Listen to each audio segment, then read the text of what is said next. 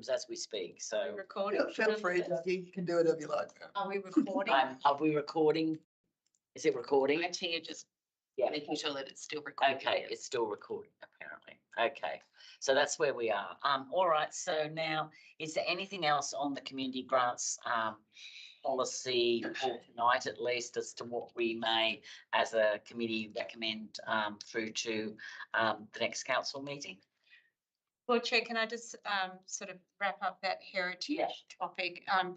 Is there a view that we should wait and allow that to play out through a public exhibition process, or is there interest right now in highlighting, or at least asking the question in public exhibition about a heritage grant program? And what was the comment about private landholders that have heritage buildings previously being able to access grants? They used to be dual grants. I can't how much it's a bit low. Yeah. That it was not for heritage items. But then they changed it to just they provided a 50% reduction in rates if you had heritage. And that sort of disappeared sometime. I can't remember. What I heard was that heritage is included in small print, if you will, of the policy that would go out to public anyhow, correct? That's correct. But I think that what it's about, it's a heritage in terms of what you can apply for in the grants rather than a specific heritage grant. Yeah, but I think that also then talks about the education of the organisations that would put in for them, because we get half of their grants approved and then half of them aren't because they're non-compliant. Maybe, I mean, in the end, just sort of for what I see is that a lot of these things, we sort of get, well, okay, you can apply for that through this sort of, this proposal, these type of grants. But unless it's made really, really clear to people up front that it is actually something that is absolutely considered to be part of it, then generally it will quite often just go past. So whatever happens, we probably need to look at how we make sure that people do know that they can, or whether it's something more for you, like so that's to do with the understanding. Anyway, that's yes. Could I? Do we want to do something now, though? Look at all I'd suggest. I take on board the comments that heritage is in there, and I think people will make comments if they feel strongly about it. But that doesn't address the private property, because private property can apply for those grants. So I guess what I'd suggest is maybe we just add a part that requests staff to review or provide some advice or comparison of what other councils do in supporting landholders that have heritage properties, because I know it's, I consider it a great thing. They consider it a great thing, I think, in general, but also a burden. So are you moving that as an amendment? Would like me to do such. That being the direction this matter has gone, I'm going to have to declare an interest. And not sorry. Look, it's just to bring a report back. So so that staff, so just an amendment to add a part 4, I think it is, that staff provide a further report or a report to this committee on Because this is what's going to go to the council meeting at the end of the month. That's okay. That can happen. That can happen. Yeah, this is separate. Yeah. This is a separate. Okay. On how I don't know how other councils include heritage In the grant system. private property. Yep. In grants or other ways. May I suggest do you want that makes sense. as an action? To this committee regarding how other councils support heritage on private property. How about I just do that? Would that be an action rather than a action? Yeah, sure, that can be Action's fine. And take that out of the recommendation, put it as an action.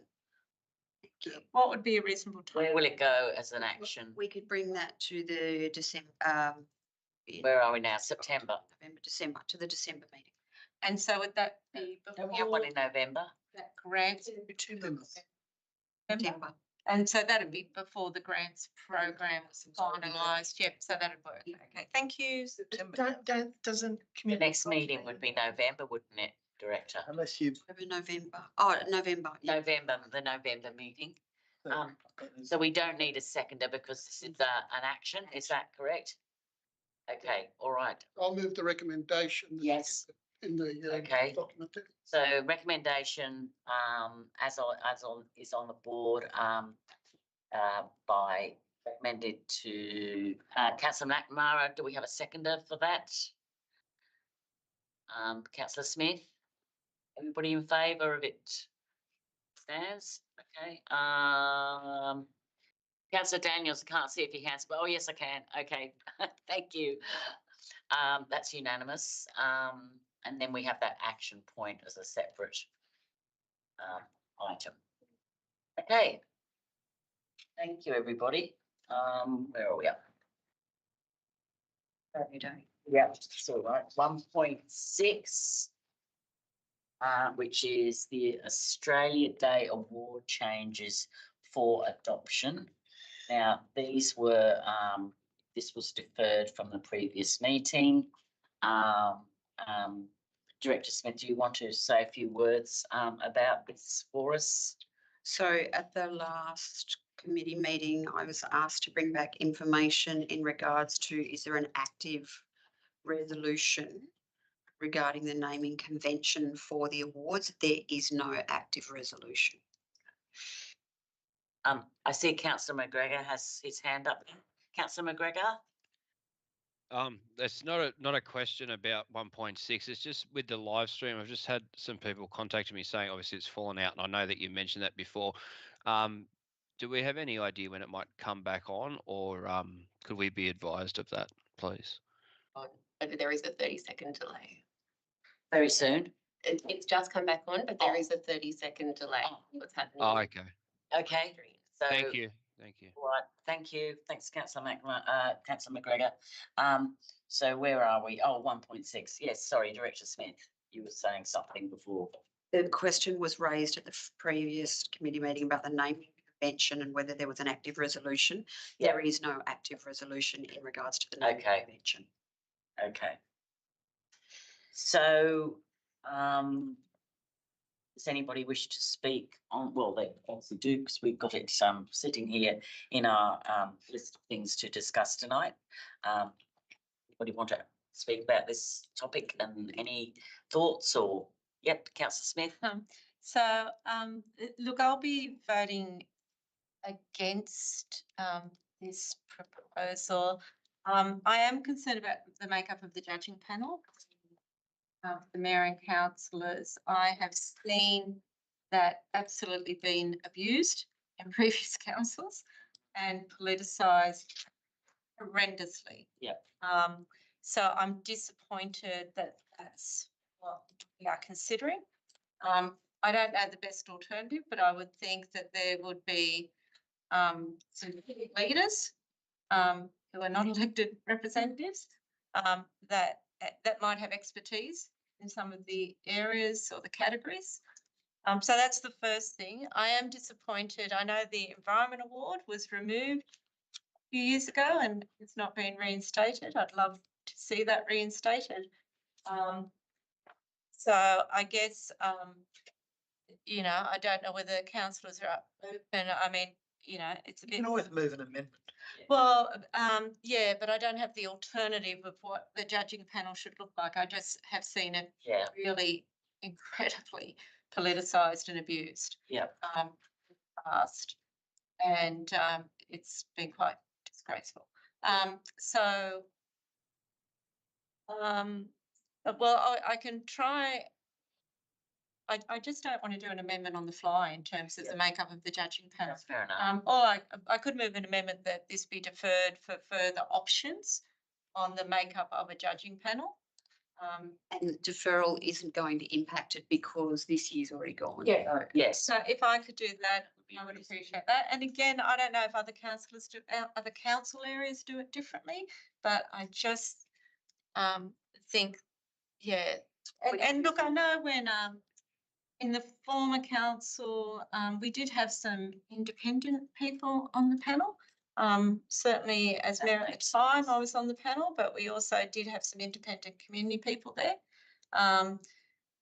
So that, yeah, so if I could recommend that it be deferred with further options on the makeup of the judging panel to be brought back to the committee. And I would like to see the reinstatement of the Environment Award. I have to say it's difficult. It is difficult to get people of any, to get nominations in, and I recognise that certainly for the environment sector as and, you know, sometimes they're the troublemakers that council doesn't want to give forward. But I think different spheres should be acknowledged. Are you adding that in the Yeah, one. as well, councillor Smith?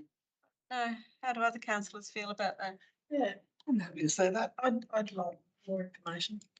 Can I just ask that we refine the options for the makeup of the judging panel to, and I'm not sure how to word this, but something along the lines of that it's with a view to independent membership. Yes. Yeah. Yeah, might still have one or two councillors on it, but it just needs to have some vigour around it as well. Yeah. That makes sense. Independent community. Independent membership.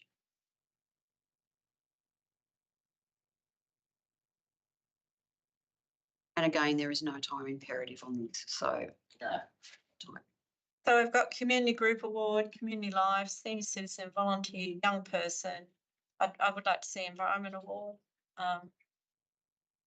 And it like, I know at times we've had Business Award, but that gets a bit tricky as well. Business New South Wales have got their business Yeah. awards on Friday night. right? And we So they're sponsor one of- those. Yeah, we okay. sponsor those. A lot of people aren't in that. A lot of people aren't in it, yeah, it's a rating system as well. Yeah. So Okay, just think about the social, economic and. It's only open to people who are in their chamber. Oh, is it? Yeah, that's how it works. Yeah, So it works. it's in the chamber. Could we have an innovation award, business innovation award? Like we've got a lot of, sorry, I don't want to make it a you know, list of 20 awards, but we just need. Remove that one, eh? Oh, I I've got don't know. another one. Developer of the Year award. What would they be awarded for? Oh, but they'd be Developer of the Year. entering in the environmental. That's the danger where it gets silly. So I think if you don't want to acknowledge the environment sector, let's just drop it now because it gets ridiculous. You know, if you see it either or, rather than acknowledging that. No, but it will be in the chamber. You know, rather than acknowledging that there are lots of volunteers out there that work very hard to do good work against the odds. You know, that's not the property developers. You know. So Okay, so what do we got here? So is this the final of your amendment, councillor Smith? yeah, look, I think I will leave it at that, and then when it comes back, Yeah. you know, we get a taste for what people think. And I think, you know, like I said, don't want to have 10 awards, but I think maybe there are one or two. They're not mentioning that there, so maybe at least mention something about. Further options, make up a judging panel, you know, and other awards that may Other have merit, other categories that may have merit. That sounds good. So. Arts award. That in. Sorry? Arts, maybe. Yeah, arts, you know, something like that. Like I said, I mean, I don't think we give much for the award, do we? Certificate. Well, Friday night, we gave out some fairly large arts. Oh, did you? That was it. Oh, that was the Gosford Prize? Yeah. Yeah. I'm talking art. Yes. That have I merit. think it's Do we have a seconder for councillor Smith's amendment? Councillor Walsh? All those in favour of the amendment? Motion. Unanimous? Thank you. Yeah, becomes the motion. And we did, oh, hang on. The first one Oh. wasn't the motion anyhow. We did the first, yes. So the first we've already done that, didn't we? The one that is a motion. Okay, We've moved That in. was the motion. okay, right, yes. all right, that's of course, sorry. I'm confusing myself now, which is not surprising. Okay, so we might move on from that one and social media. So Nicole Jenkins Remember to incorporate the original did recommendation. it all, No, Oh. no, No, it's because it's deferred, just deferred, totally deferred. yeah. So councillors, just for your background, the social media policy was adopted earlier this year with a request that at the 6-month interval, a progress report or an update on the effectiveness of the policy be brought back as information, and hence I will hand over to Madeline Evans, who's going to walk us through the update. My first time presenting. Do we present from here or should I come over? If you would like. Yeah. Thanks for having me. My name is Madeline Evans. I'm the section manager of communications, engagement and digital marketing. So as Mel mentioned, this report is in response to the council resolution to bring back a report of the social media policy. It was adopted in December last year and is based largely on the local government's model policy. There was some community engagement done at the time of that adoption. There was a very small number of community submissions and some of those were relevant and they were brought to the final policy that was adopted. This effectiveness review looks at the core principles of the policy. It looks at how the policy is administered. It looks at some of the do's and don'ts, the distinctions between council profiles versus council law profiles. And largely we put some detail around there about council's social reach and impact and how it drives particularly traffic onto our community engagement projects and council website. Obviously the report speaks to a lot of the mechanisms we use to ensure that the framework provided in the policy is effective and we feel that the policy is an effective tool to do so. Does the community have any questions that I can answer? Yes, some of the social media is paid. How much exactly? The question is, Yeah, 57. Is that the total for each year? what's your specific question? Sorry. How much money is paid for social media ads? Look, it depends. It depends on the organisation's budget, but No, I mean this organisation, council. yep. Sorry. It depends on each business unit's budget, and it can change year to year. But I'd say are in the $100,000 mark total. Wouldn't mind getting something a little bit more certain and specific. Yeah, sure. I can prepare a specific number for you. And Okay, if you're going to do that, you might as well break it up by section. That would be good. on page 29, you've got a paid advertising, Facebook and Instagram of 61,000. What's that covering then? Only Facebook and Instagram, I assume. are you referring to table 2? Yeah, I think it's table. Yes. Table 2 at the bottom. Yes. Sorry. I think, is that the only outgoings as far as spending? Yes. Apologies. And what period does that cover? The financial year. So in the full year, we paid 61,000. I think your answer. But, I think we need to clarify that because that's Instagram. You can also pay for Google ads. Is there anything other than Facebook or Instagram being paid for? So this is the social media application. So Google is social. Not really.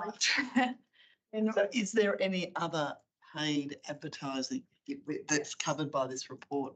not covered by this. So this policy covers social media advertising, but council runs advertising campaigns through other areas of the business like marketing. Okay, I'll ask the question again because you keep jumping from what I'm asking something else. What I'm asking is there any other social media paid ads other than the Facebook and Instagram ads? No. There are no LinkedIn ones or? I think I need to get more detail for you on the paid component. Am I right to take that question on notice?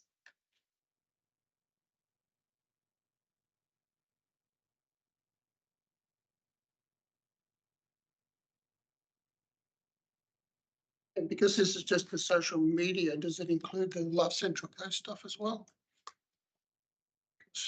Or is that like a different section to yours? So that's run by marketing, which is a different section, but this is looking at the paid components of council's corporate the social channels of council's corporate channels. So that does not include Love Central Coast. That's where it's going to kick it up a bit. Can I ask, so I haven't gone back and looked at the social media policy before reading that, but my recollection is it also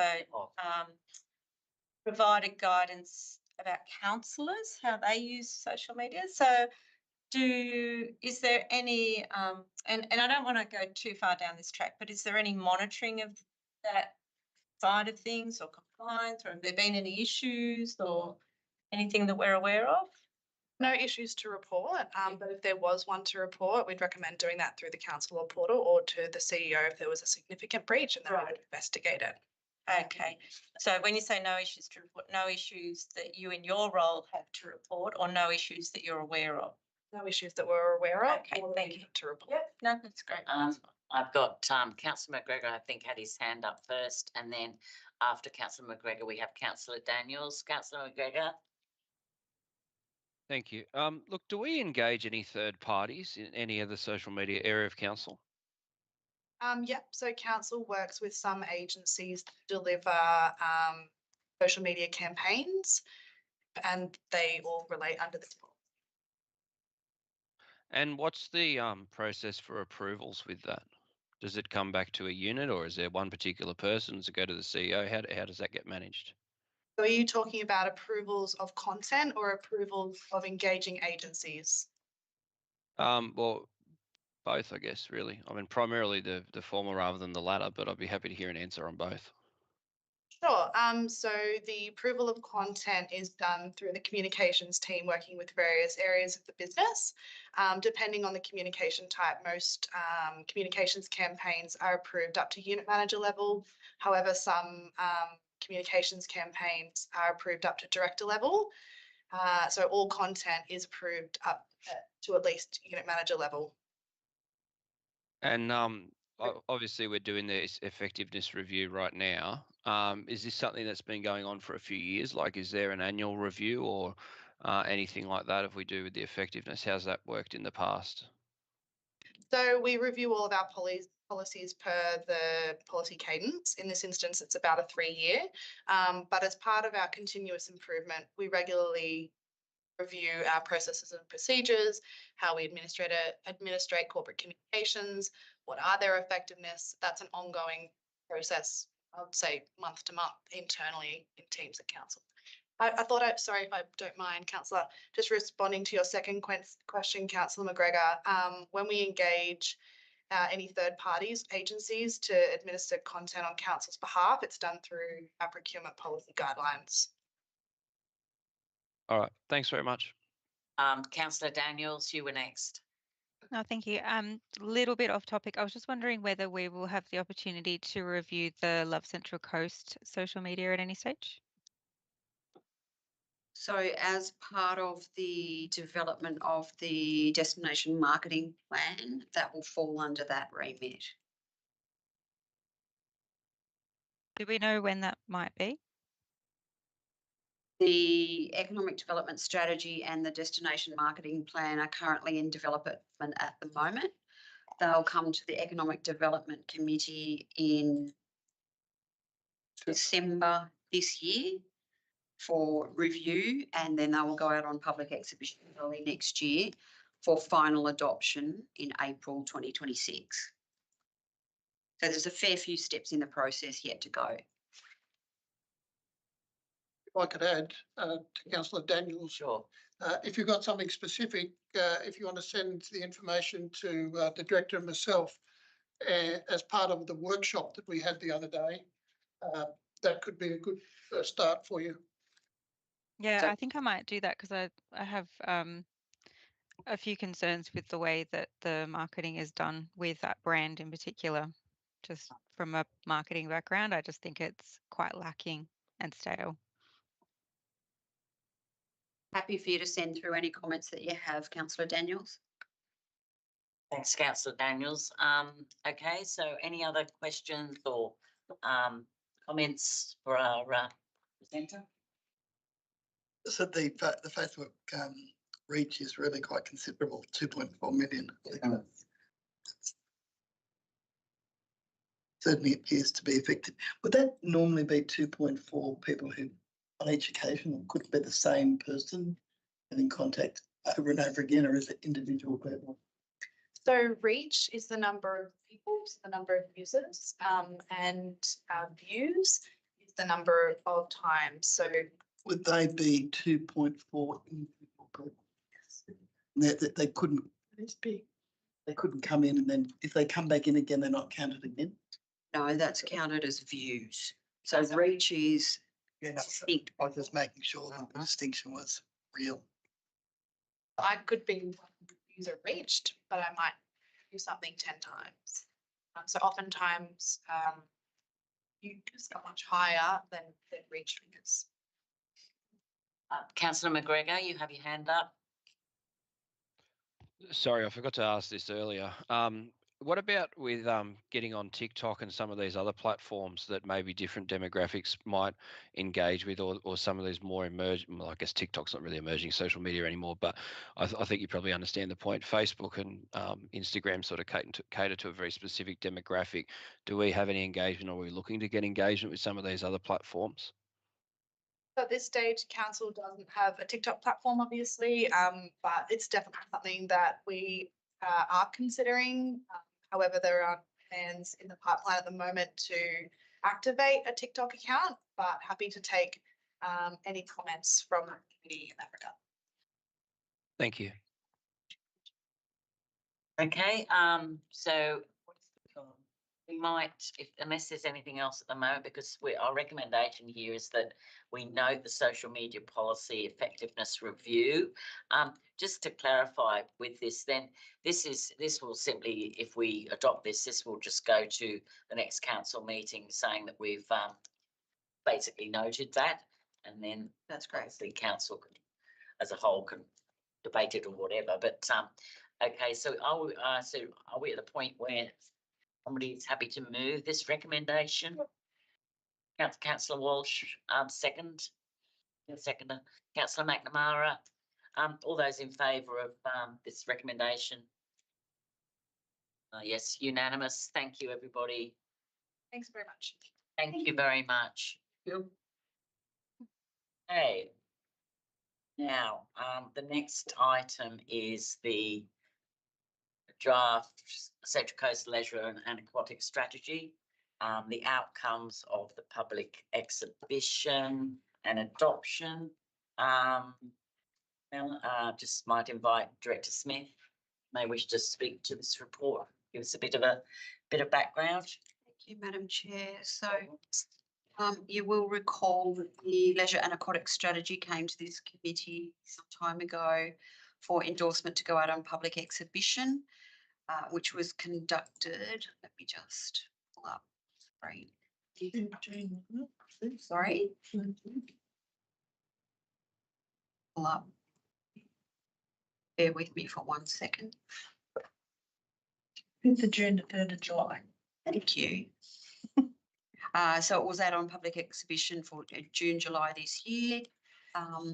This report provides feedback on the submissions that were received and the outcomes of that consultation period. Take any questions. As you can see from the report, we received 95 submissions during the exhibition period. But it's a strategy, but about the actions that will come out of the strategy, when do you start looking at those? Right. Phil Cantelon to respond to that. So, I'm happy to respond to that. So it is a 10-year strategy. Within that strategy is a number of actions over short term, medium term, long term. Some of those short term actions are currently going to be implemented around delivery plan of current upgrades to our facilities and renewal program. Then there's some bigger actions in there around building new facilities. So they're all ongoing over a 10-year period. They can be reviewed and voted on. So obviously, the short-term ones will probably be in our budget for this year or next year. What are some of the actions in this report that will come to council rather than just going straight through the normal processes of council? No, I might respond to that one. So in essence, all of them will come to council. So the operational plan Sure. each year contains activities that will come to council. Similarly, the delivery plan. And so that mechanism is where you will see the micro detail of them. The larger ticket actions, for example, the development of the Warnervale Leisure and Aquatic Centre would come through this committee as a standalone item or standalone report. Councillor McGregor, you have your hand up. Yes, thank you. I'd like to ask some questions around the consultation of the strategy. I've had various different groups and people approach me saying that they weren't aware of it. It was only brought to their attention through other groups that use the area, bring it to them and things like that. So I'm just curious as to how we got the word out for this, the timing of it and stuff like that, if we get some response from staff. I can update on that for you, Councillor. We had 2 pop-up sessions, one at Lake Haven Recreation Centre and one at Peninsula Leisure Centre. So we had one in the north and one in the south. 86 people attended those 2 sessions. As Mel mentioned, we got 95 submissions through the Your Voice Our course online submission, and we promoted it through our social media channels, both from the pools and both from the corporate and communication channels. Okay. The other question that I've got is around the closure of the Wyong Memorial Pool, or the proposed closure of that. Could you provide some commentary on the background to that, please? Yeah, it's in the strategy as a proposed long-term action closing Wyong Pool. Wyong Pool's an ageing infrastructure, it's over 60 years old. It only operates over 60 years old. And I said, what page is that on? Because it isn't on the one that says Wyong Pool. Yeah, Wyong Pool. What I'm saying is it doesn't actually say closure. And I think it says cease operations. what page is that? Because that's not where the Wyong Pool says. It doesn't say that. Page is In the strategy itself. That's exactly where I'm looking. I'm asking what page, because where it talks about the Wyong Pool strategy, it doesn't actually say closure. And I think we also spell it out in the Warnervale facility as well. They're on those different actions. But I haven't got the strategy in front of It me. looks to be page 22. On it. What is that one? That's on page 83, the one. So 2 different. Councillor McGregor, did you get your question answered? I'm just aware. Oh, look, if other people have questions, I'm happy to come back in and ask questions later if they want to jump in. Okay, no problems. Just under Wyong Olympic Pool Future Directions 9.6, it doesn't actually say the plan is to close the trial branch. Is that at the back of the strategy? The back pages? 9.6. Question, Madam Chair, when you're ready. Yes, Councillor Eaton. Thank you very much. How do we determine that we need 5 indoor swimming pools? Some of the pools are existing infrastructure, so they've been built for numerous years. Gosford Pool, Tucley Aquatic Centre, Mingara was probably one of the newer developments. Wyong Pool as well. So they've been really historical facilities. Royal Beach has got 2, West has got 4. I don't know. I mean, I'm just wanting somebody to tell me why you think 5 is the right number. Yeah, we engaged our social planner to look at those future supply, and we did some ratios around how many people are going to be in the Central Coast in the future, and making sure we've got sufficient provision. So there's probably no magic formula. What I can say, take this number divided by whatever. Each local council has its different facilities, and some newer, some have fewer. So there's no reason. There's no rhyme or reason or magic formula to work out how many you need. It's based on geographically and making sure you've got the right mix of different pools as well. Okay. And in terms of particularly the northern facility, new northern facilities, are we talking to people like Third Eye, who've got a huge development proposal at Charm Haven, including sporting facilities and a school? To me, that's something we should be doing. And the other one I'd be talking to, at least to see if there's any interest, would be Dawson RSL club, because again, they've got a gym, they've got a big development proposal. You know, it seems we're going off on this tangent to say, well, you know, we always said it was going to be Warnervale and we'll just put it on our land at Warnervale without looking at, you know, co-location type, which will be, and we can get on the ground quicker, it seems to me, and in an area that is co-located with, you know, other facilities. Yeah, we have had discussions with Dawson over the years around their plans, and you know, they've some big developments going on there. Initially, they were looking at a potential pool at their sides. Some of that plans may have changed. Warnervale is probably the ideal location because it's right in the middle of that northern region, rather than being right at the tip. So that's really Charmhaven's just as good as that. That was the location at that time, and seeing as a lot of population growth were going in one. And I Just as good. I think historically it was selected because there's the development of the Warnervale precinct. I know what it was sort of. I think times have changed. Probably the other reason as well, we've got developer contributions in that greater Warnervale area, which could be utilised in that area. May not be available at the tip of the northern around the Dawson area. Dawson would be. Okay, thank you. Councillor Smith, I think. Next. Yeah, so it seems to me there was strong feedback on the Gosford Olympic and the Wyong one, and I'm not across the detail or communities. It's the Wyong one, but the Gosford one, I have also been getting feedback that people do think that it should be worked sooner. So what's the current time frame of doing any work on Gosford? Significant work to the Gosford at the moment. Don't have a fixed time frame because we're still looking into opportunities to get state or federal funding to upgrade the school. It's a significant cost or significant investment. So it would be an investment that council would need funding. Okay. So can I just flag, I think there is strong feeling that people do want to see that upgraded, but they don't want to see it in 20 years or 10 years. They want to see it sort of the work happening in the 5-year time frame is my feeling. So this is to adopt, isn't it? I'd like to get the staff's view about how we might apply some pressure or how we might signal that, well, and with the concurrence of other councillors, that does become a priority. I think that's even in one of our key enabling projects. It is, yeah, it is in one of our key enabling projects, and the cost was tens of millions of dollars, wasn't it, to do the upgrade to? Yeah, the challenge with the Legend Aquatics, the cost increase is pretty significant, and I think in the regional enabling document we put 35 to 40 million, and those costs may be increased.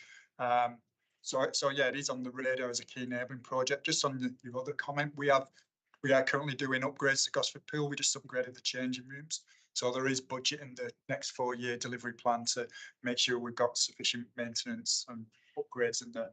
So is that going to be counterproductive though, if we, and not saying we shouldn't do it, but what does that look like if we then get, $40 million to completely upgrade the park? Have we just wasted that money or not?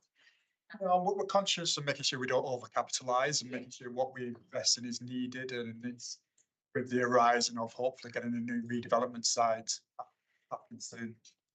Could I just, for the sake of it, suggest or request, and I'll move an amendment if needs be, that we add a part 4 that we recommend that council writes to state and federal MPs for Gosford, and I know there's already we've done, but I think it's about sort of prioritising, seeking their support, including financially or upgrades.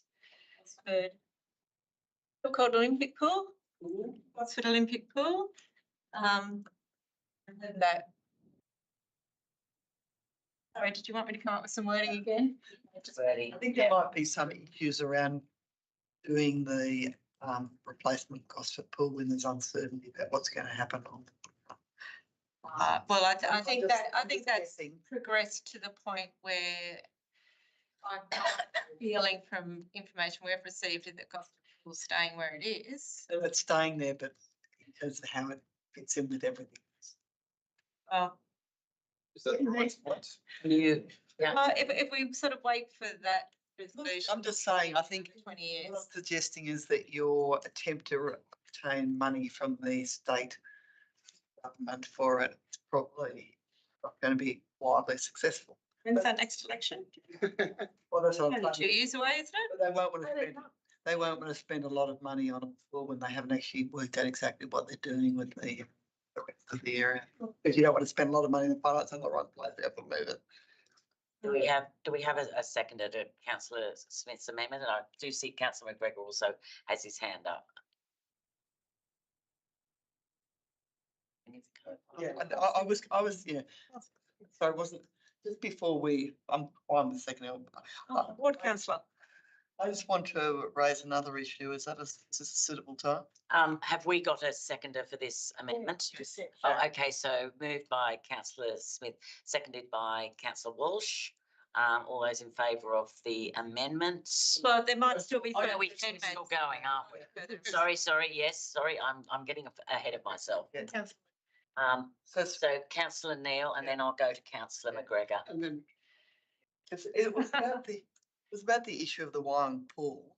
I have noticed that there was, not huge, but there is very frankly surprising little feedback on anything in relation to the strategy, which surprised me and tends to suggest that maybe there was something about the consultation that meant that it didn't get a lot of attention. I can't say exactly. But despite that, a substantial portion of it was in relation to Wyong pool. I do note that despite that feedback, that I can't actually find something that says we will close Wyong pool, but certainly my understanding is that the whole thing is premised on the fact it will be closed, and I wouldn't like to see that happen. So I would like to amend the strategy to say that the pool at the end of its life should be reconstructed and remain in its present place.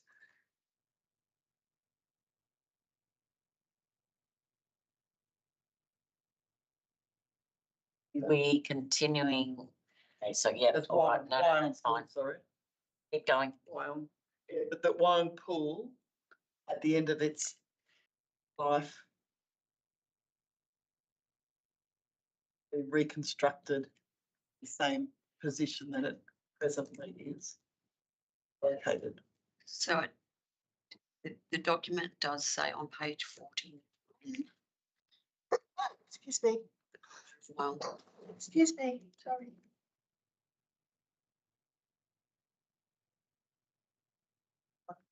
The document we amended.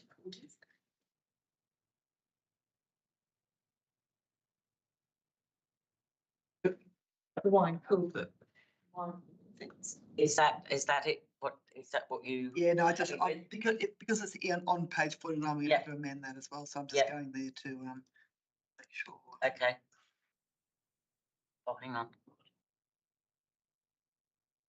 Gone. Oh, here we are. Oh. Keeps jumping 49 is an around. attachment. it's 49 of the strategy.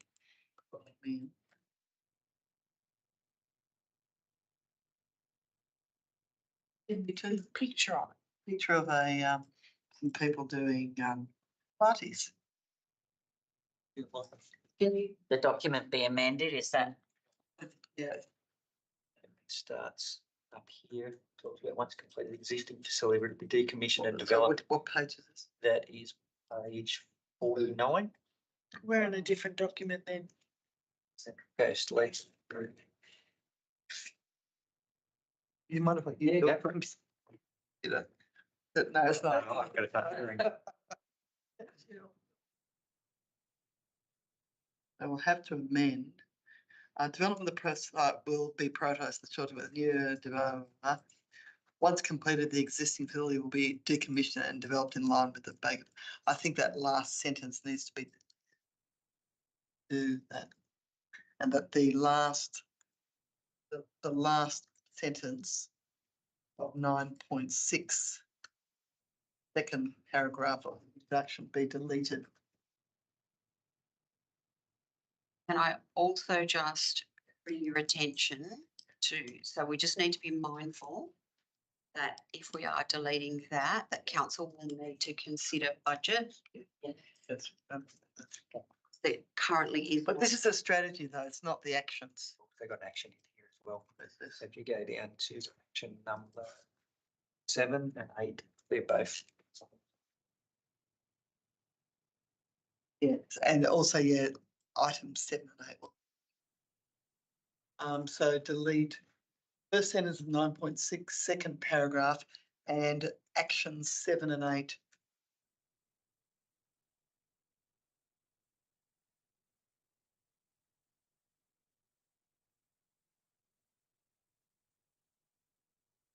There would be no funding for any of these things because the Gosford pool is in the strategy, but there's no funding for it.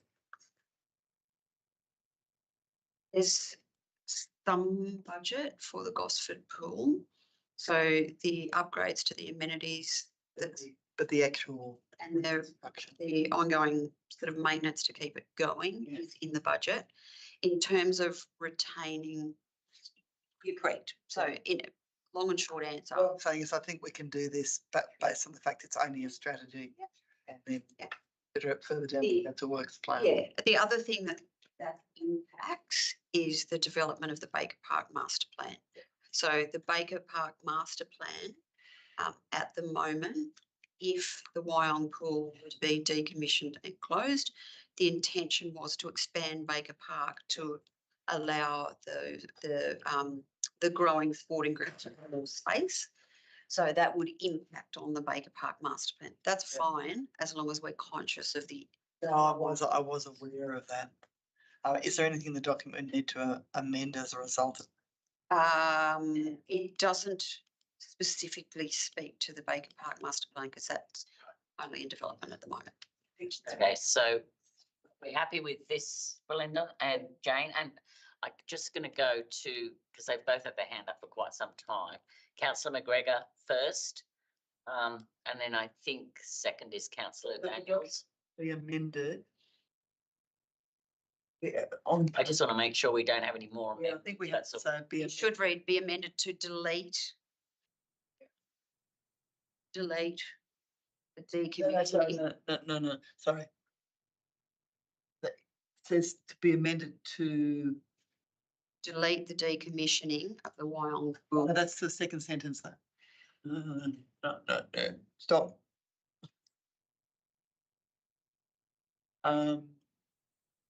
It could be amended to specify that the Wyong pool at the end of its life be reconstructed in the same position that is presently located. Then, next thing is that the last sentence of 9.6 second paragraph and action 0.7 and 8 be deleted. Yep.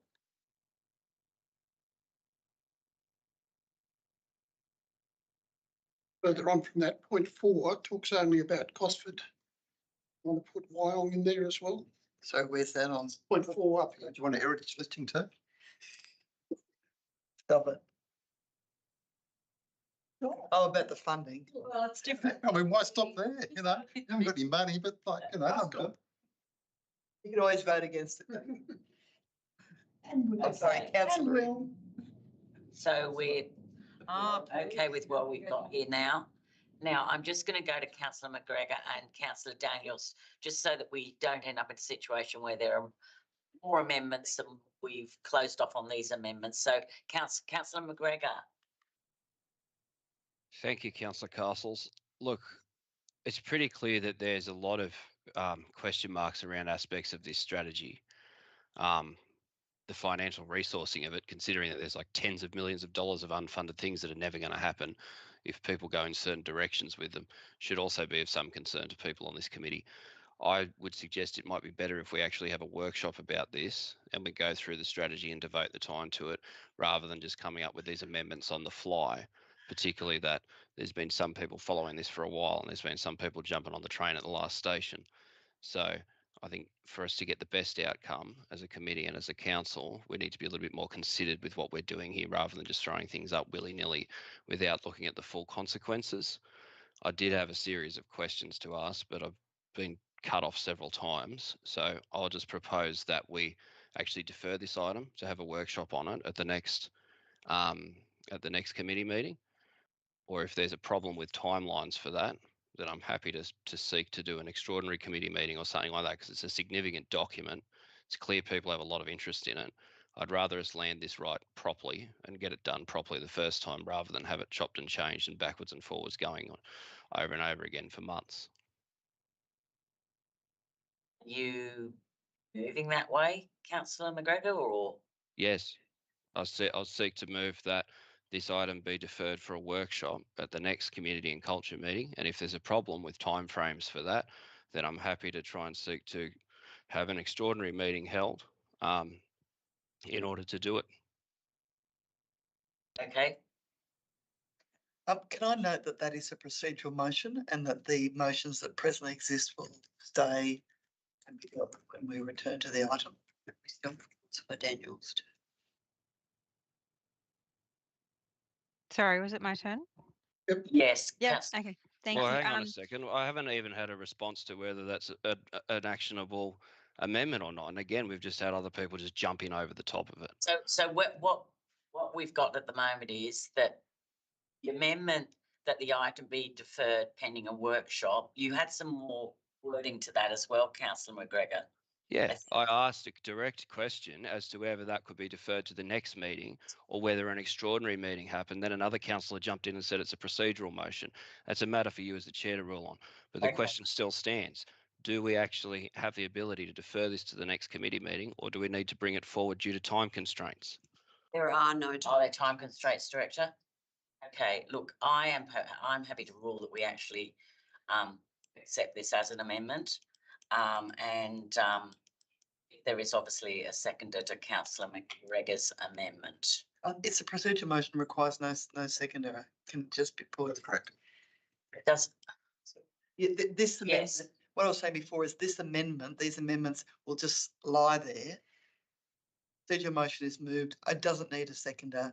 You can. Oh, I see. So what you're saying is, Councillor Neil, just to clarify myself, what you're saying is that if we actually go with the Councillor McGregor's amendment and we actually, in a sense, are still leaving those other matters, if you like, I'm using the term, but not really, on the table,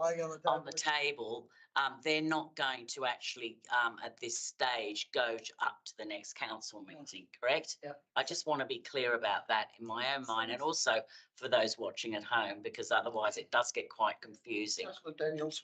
Yes, sorry. I know, Councillor Daniels, you do want to speak, but I'm just mindful of the fact that we have got this procedural here that we actually defer pending a workshop. At the next community and culture meeting, is that what you said, Councillor McGregor? Yes, to the next community and culture meeting. Okay, so can we include that, please? Can I just suggest to Councillor McGregor that it'd be more, well, I think it'd be more beneficial to have it separately to the community meeting, because I assume what he's seeking is for us to have a more in-depth discussion, but then we'll be voting on something at the meeting. So I think it's merit. If that's acceptable, Councillor McGregor? Councillor McGregor, are you happy with Councillor Smith's? Look, the reason why I put forward the community and culture meeting is because we've all got it scheduled in our diary every second month or every month or whatever it is. But if it needs to be organised at another time, I'd like the committee members to actually be all able to be present, or at least a majority. So I'm happy to change the wording to so that it be deferred pending to a workshop. Yep. But I do want it noted that I think the entire committee, or at least the vast majority, should be there. It shouldn't be just a couple of people making decisions. Can I make a suggestion that we have the workshop on the same day as as the Community and Culture Committee, like maybe an hour before. It works for the Economic Development Committee. Slickly. Prior Moving machine. to the next community and culture meeting, we have the workshop. Is that where we're going here? This sort of makes sense, I think. That's on 11th of November. Okay. All right. Does that work for you, Councillor McGregor? Yeah, that wording's fine. Okay, great. So we've obviously got this workshop that we're now got up here on the board as a procedural. We're sort of laying the other things on the table. Councillor Daniels, I'm just going to quickly to you as to whether you wanted to add anything. No, that's fine. Okay, great. All right. So I guess at this point we've finalised consideration of this item for tonight, and we will reconvene about it for the workshop on the 11th of November prior to the next meeting. So I think that we need to, because the motion was moved, vote on it. no, because it's a procedural. That was a procedural motion, so you don't need to vote on this. Procedural motion. People that's going to need to later. Okay, well, I'll move that motion be laid on the table. And yes. Do we have a seconder for that? Yeah, seconded, Councillor Walsh. Yeah, I know, we're about to run out. But I think, to be honest, we did really need to spend some time on that matter, so I think it's really important. So we do still have several things on the agenda. Is anything, first of all, very time sensitive, Director Smith? I mean, now that's a bit of a stupid thing to say, very time sensitive, but I'm guessing you people know what I Is there time imperative? So the MOU has time imperatives on it. Right, That's to do with football facilities. okay, And the Rugby League World Cup, which was 1.11, has a time imperative on it. so we've got the memorandum of understanding, then the Rugby League. Well, shall we deal with those first? Yep. That's okay with everybody. I'll just move a procedural that we actually deal with matters, memorandum of understanding, Central Coast football, and also the Rugby League World Cup due to time constraints.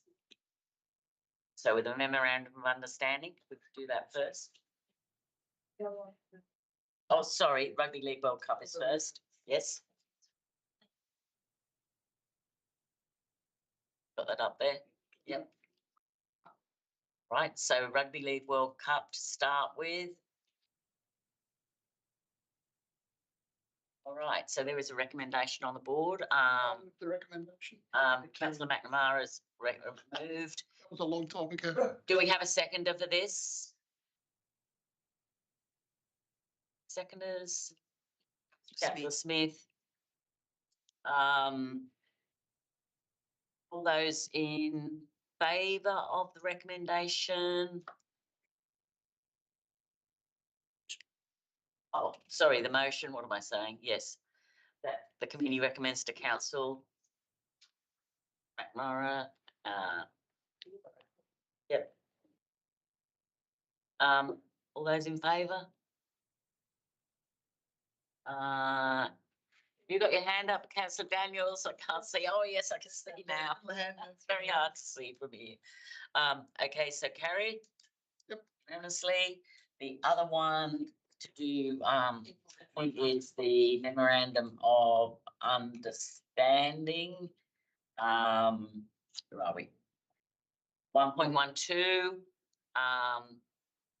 I've got a hand up there from Councillor McGregor. Councillor McGregor. I've got questions. I don't want to move the recommendation, but I do have questions if someone else wants to move and second it. Yep.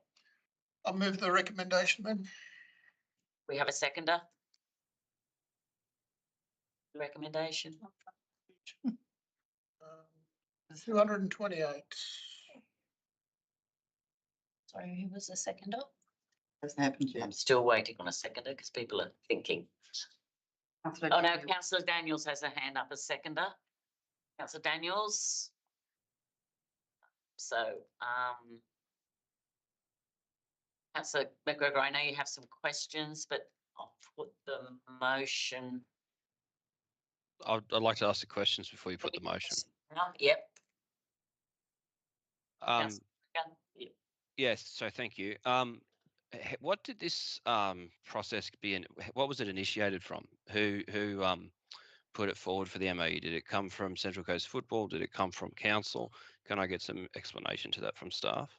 So to answer your question, Councillor McGregor, that it came forward from Central Coast Football. What time did that happen? So if you recall, when we put the allocation policy forward to council earlier this year, and the gentleman's name who I just Alex came and spoke to it and proposed that Central Coast Football would like to contribute to the upgrade of the facilities that they use. Okay, and this arrangement hasn't, or a similar arrangement hasn't existed before? No, not in this form, no. Not as a memorandum of understanding, but they have funded a lot of work over the facilities over the previous years. They just wanted to formalise it. And forgive me for the absence of detail, but there was some reference to a levy in the documents. I think it was about $10. Is that $10 off every player goes towards this levy, or how's that levy going to function? How's that going to work? So the levy currently exists. They have been charging that levy to their players for a number of years. It's not a new levy. It's just formalising where that levy goes. Okay. Is that part of the levy that they take for the state and the Federal Football Federation, or is that a specific levy that's been separate just for these council facilities? Specific levy that's just for registration for our LGA. And is it under 18s as well as adults? It's all players. Every player. And it's in place for multiple years already. So it's a flat tax on everyone from a 6-year-old to, the first grade team. I understand, yes. All right. And in regards to probity, obviously one of the individuals signing this document is from the Team Central Coast Political Party, ran as a candidate. We've got a Team Central Coast Political Party mayor. When we had the administrator, we didn't have this arrangement. Has there been anyone look at that from this lens? From a probity perspective? Yes.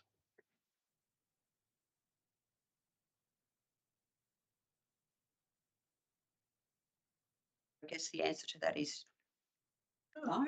Maybe we don't have a probity policy yet. Are there any other codes that have this arrangement? Any other sporting groups?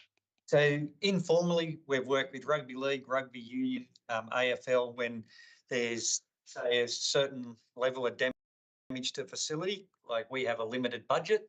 A number of years ago, when we had a lot of wet weather and there's a lot of damage to the field, we had a budget of like $130,000 to do sand grooving.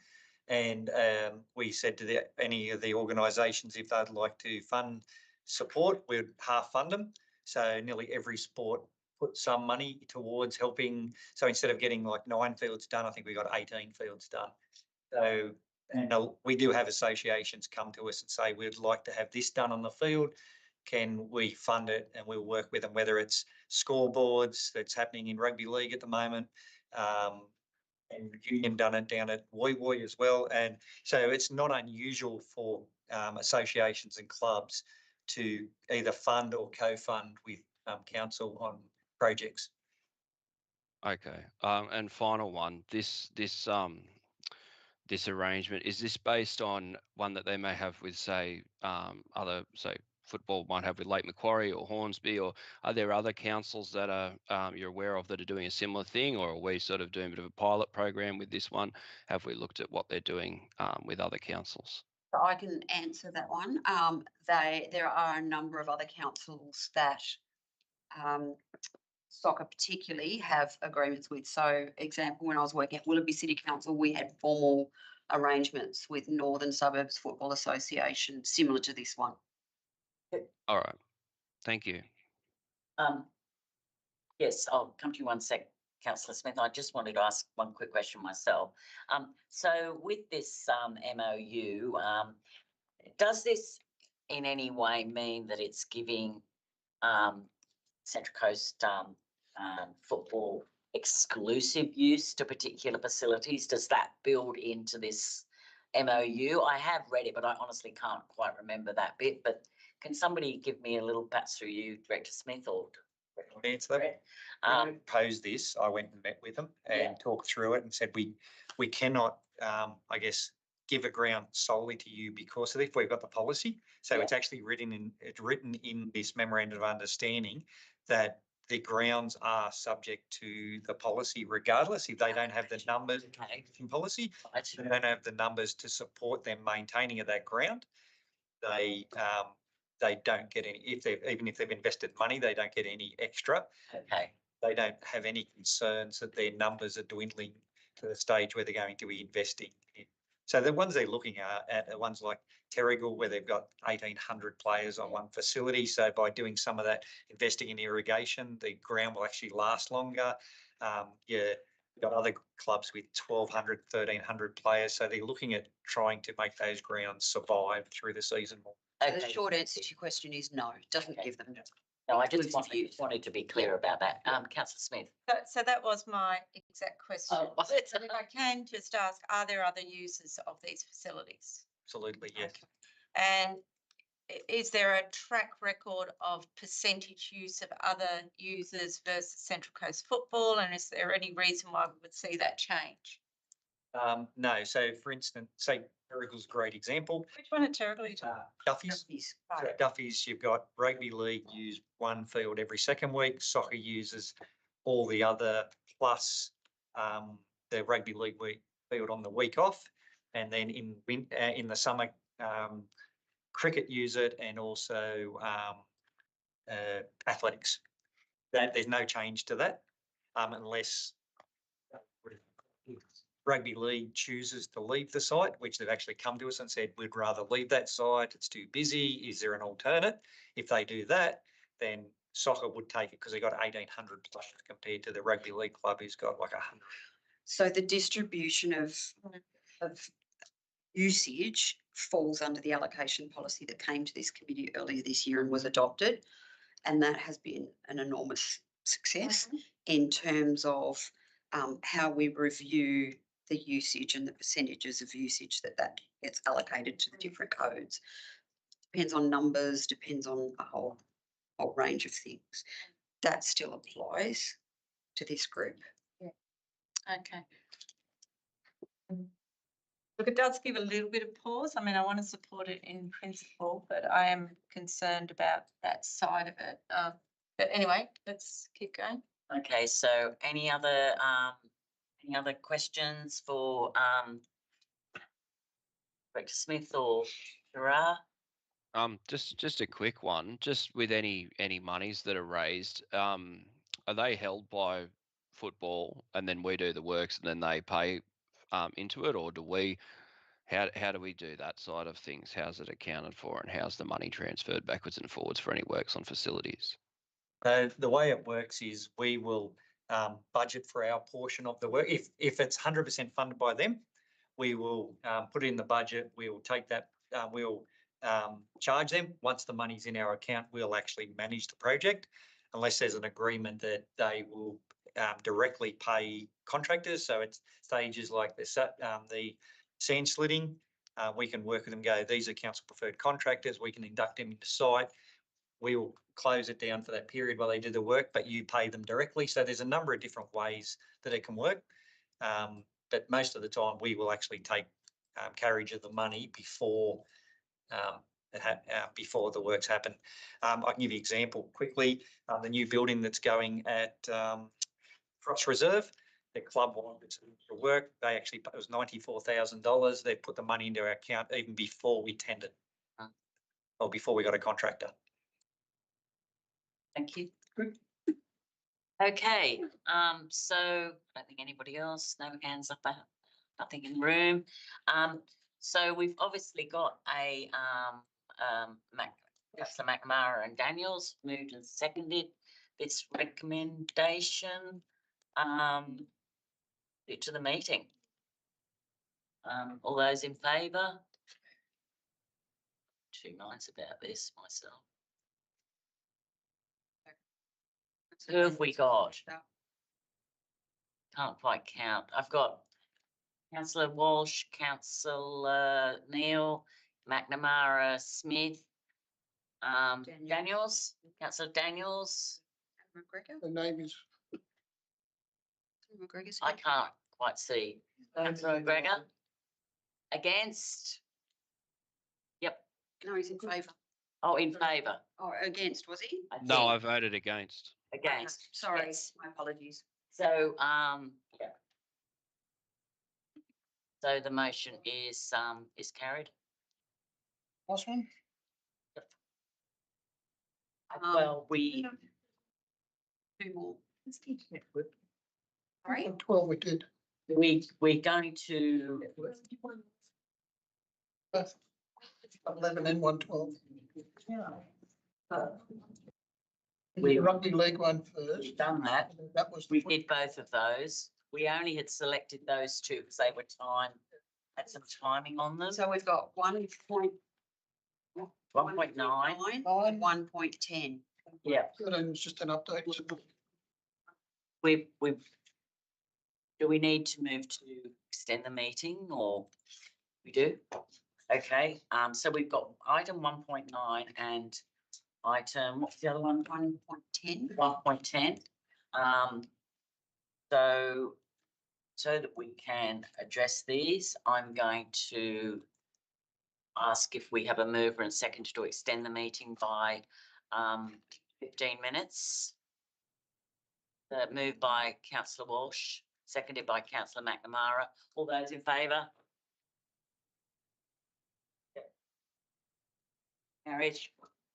So the first is one of these. Yeah, 1.9. Okay, so 1.9 memorials in public places policy, which is recommended for public exhibition. Director Smith, did you want to say a few words? So councillors will recall that at the July meeting, I think it was, we brought the existing or the former policy to be rescinded, which was endorsed by the committee. And the other part of the recommendation was the development of the memorials in public places policy. This policy only covers memorials for individuals, not for individuals for the naming of buildings, parks, or other larger scale memorials. So it's just for, say, for example, a family or a community member who want to memorialise their loved one in some sort of way. It's not the larger scale. Is it like those ones on the side of the road sort of thing? It's like the park benches where they have in dedication of my father, Joe Bloggs, for example. It's not the larger scale ones like, for example, the Audrey Griffiths or those type. It doesn't cover those sort of roadside. No, doesn't cover roadside. We already did that, didn't we? No, that's yet to come back. Further. Question, we got 42 days in this one, and I think another one was 28 days of what decisions are made, whether it's 28 or 42, is that just a random number depending on? 28 days is the minimum. Is the minimum time period. When we brought a couple of policies to this committee previously, there was talk of for something that's policy, larger scale, that 42 days was probably more appropriate to give more people an opportunity to make comment. I think that's probably fair enough, this one. This is the one that, just to be clear, this has got the memorial trees, hasn't it, which is a real tree, if you like. And then it's also the ones with the metal leaves that people can select one for their family member to be memorialised. So there's two correct, options, isn't it? yeah, yes, there's two options. Originally, the thought was around just having the metal trees. But at the last committee meeting, you might recall Councillor Smith asked that we include Yep. the real tree planting, Yes. which has been incorporated into the policy. Okay. So any discussion on this? Look, just that I can't, unless I've missed it. Can't see, it does say community memorial tree. Yeah. Still sculptured. Can I just request, I mean, I don't think I need to move, I'm not going to move an amendment. It's not that big a deal. But in, sorry, I'm just looking for it now. Are you in the policy itself? Yes, I'm in the policy 5.1 where it says memorial placements on a council memorial tree, public places. I just think where it says council memorial tree in brackets, it needs to say metal sculpture. Fake tree. Just because it's, well, I don't want to say fake, even though it is. But I think just it needs to say their metal sculpture, just to be very clear what it's talking about. Yes, that's probably, I see what you're saying. Yeah. So you're not moving that as a particular amendment. No, I think it just be dealt with. No, that's fine. We'll do that prior to it going on. Yeah, thank you. Okay. Yeah. All right. Not a problem. Any other comments on this? Councillor Walsh. Yeah, so through you, Madam Chair, to Director Smith, that's what I was going to ask about, because I've had any number of people contact me about the public consultation.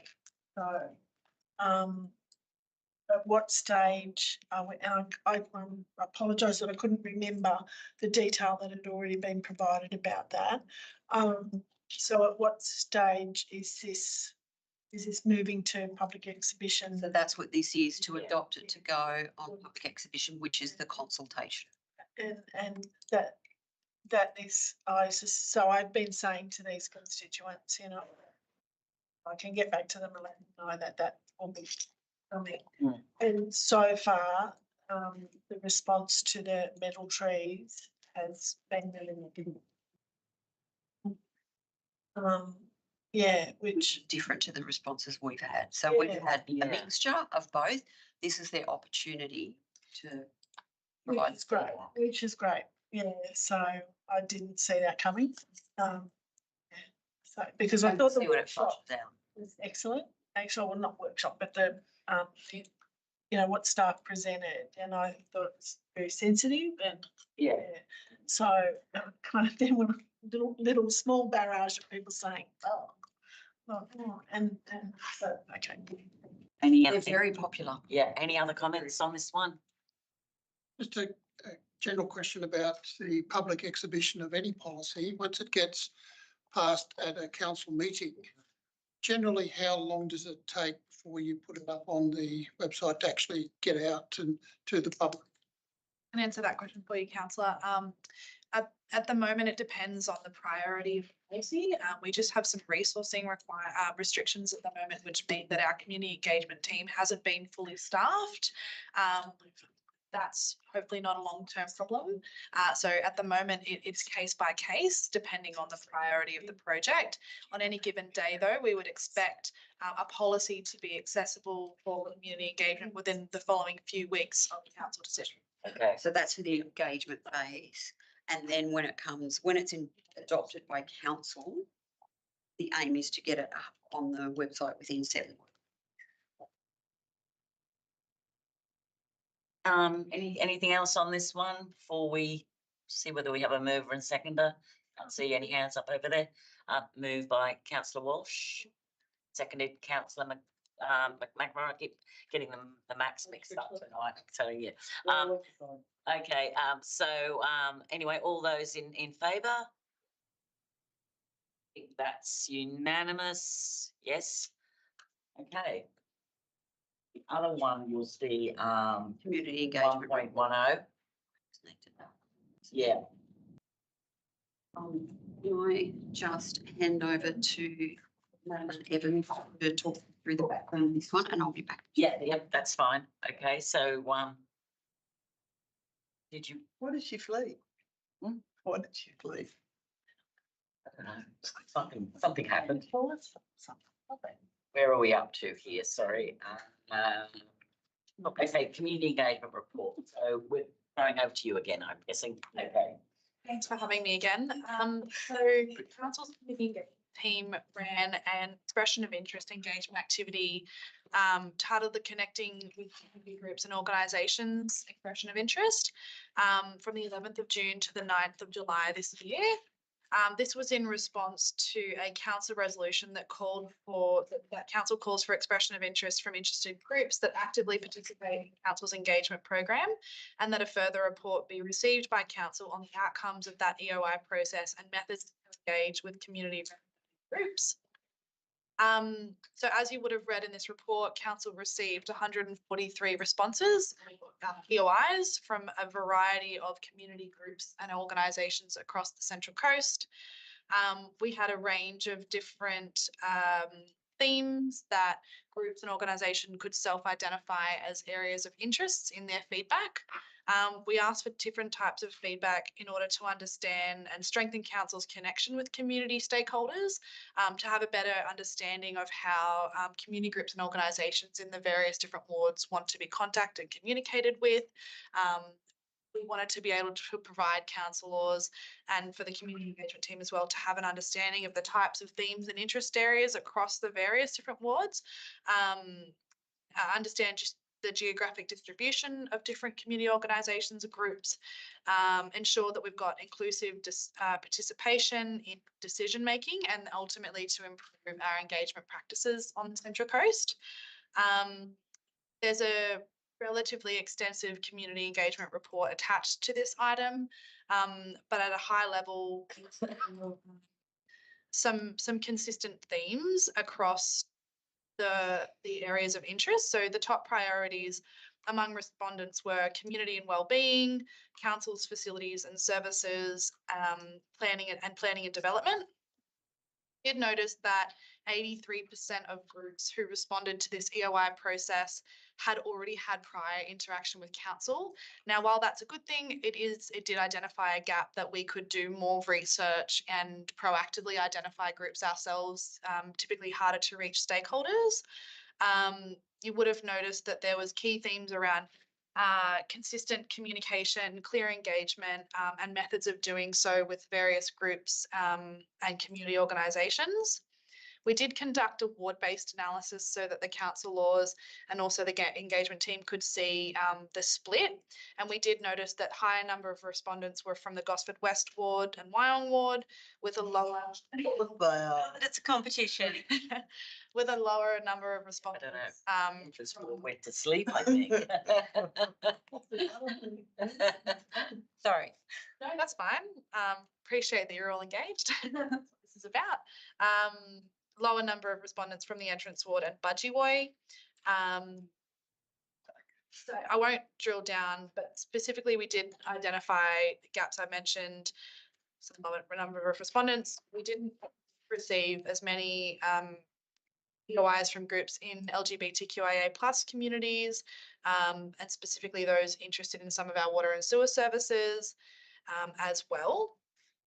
From the outcomes, from the EOI responses, we conducted insight and analysis and prepared some associated actions, which you'll see the recommendation that we're seeking the committee to endorse those actions. Ultimately, the actions revolve around the three key themes that we identified from the feedback. So that community groups and organisations are looking for consistent communication. They're wanting us to engage them early in the decision-making process and focus on collaboration. And they're really interested in building relationships with both council staff, council as an organisation, and councillors as elected representatives. As I've outlined in this report, we did have 9 actions and they're split across those 3 themes. That's a high-level overview of the report. Are there any questions? Councillor Walsh. Yes, through you, Madam Chair. So on page 140, 133. Mhm. Under key themes for respondents, and you identify the those represented groups, LGBTQIA plus, business support and local history and heritage groups.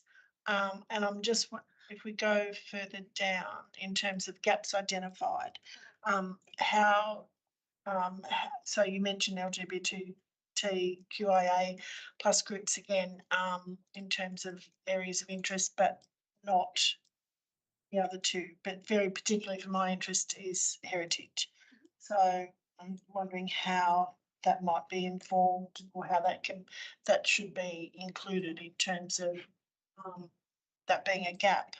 So ultimately, that being a low area of response is a gap identified for us. And one of the 9 actions is for the community engagement team to conduct proactive research for community groups and organisations in our LGA, and then to reach out to them and invite them to be part of this stakeholder database. So heritage would be included in. Absolutely, yeah. So we're looking at all of the different themes and types of groups, noting that, some Rotary groups, for example, were high respondents, but groups of traditionally younger demographics weren't as respondents. So we'll be targeting our approach from a proactive perspective to invite engagement with this activity and join the database to fill those gaps that we've identified, including in a heritage space. Yeah, like you say, youth simply don't respond in the same way other age groups do. So that can help inform us how we actually do then reach out to them.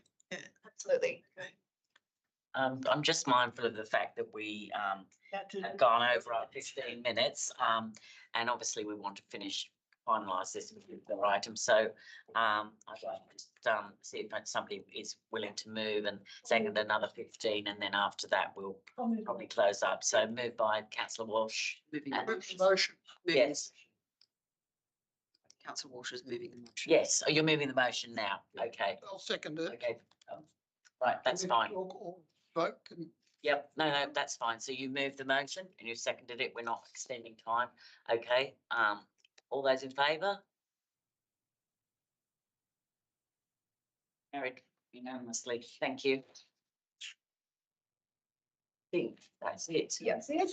Okay, so the meeting is closed at 6:50 PM.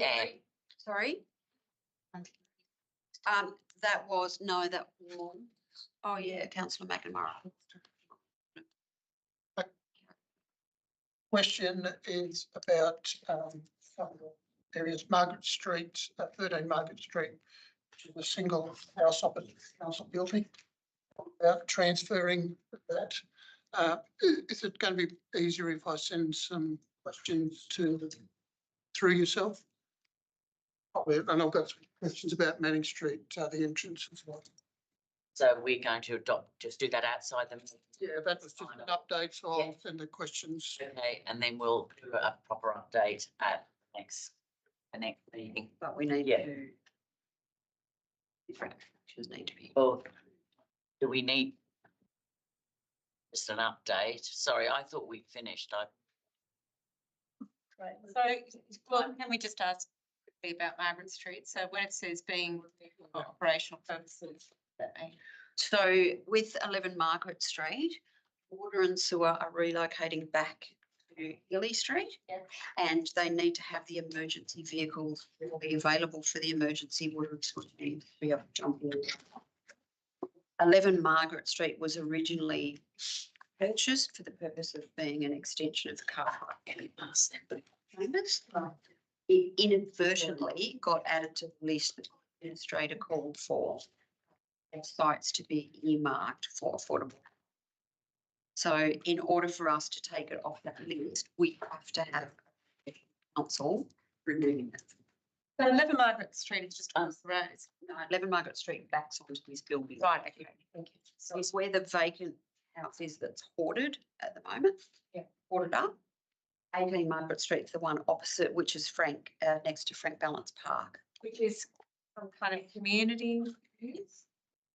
supposed to be the extension of I'm sorry, councillors, I'm just jumping in here because we closed the meeting. Yeah. And councillor McGregor consequently has left the meeting, which is quite understandable. So I believe that we really should possibly, not continue Next time. with this because obviously the meeting was closed. Okay, So that's my ruling. the meeting finished? Finished. Good. Back to. George, Um, Except for we have a bit of a time in. I've got a very good idea for 3.